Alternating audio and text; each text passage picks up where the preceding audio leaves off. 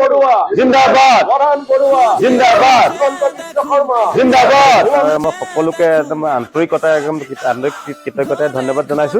আৰু চিন্তা নকৰিলে আজি কিবিলাক কোনে চিন্তা কৰিছে আমাৰ ভাৰতীয় জনতা পাৰ্টি চৰকাৰখনে আজি চাওক আমাৰ সাংসদ প্ৰধান বৰুৱাৰ প্ৰচেষ্টাত মাননীয় প্ৰধানমন্ত্ৰী নৰেন্দ্ৰ মোদী ডাঙৰীয়াৰ প্ৰচেষ্টাত আমাৰ মাননীয় মুখ্যমন্ত্ৰী হিমন্ত বিশ্ব শৰ্মা আমাৰ ৰঙা নদীৰ ওপৰত দলং এই দলংখনৰ কথা আজিৰ তাৰিখত চিন্তা কৰিবলৈ বাকী আছে থাকিবলগীয়া কথা নেকি হয়নে আমাৰ সাংসদ প্ৰধান বৰুৱা ডাঙৰীয়াক বিপুল ভোটত জয়যুক্ত কৰাৰ কাৰণে আমি কেন্দ্ৰত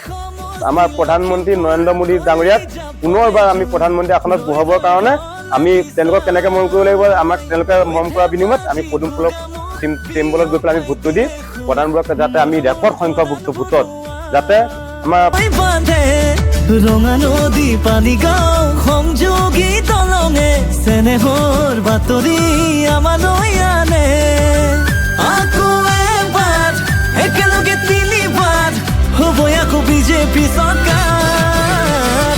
খোজে খোজে দেখো গতি ঘৰে ঘৰে আজি বিজেপি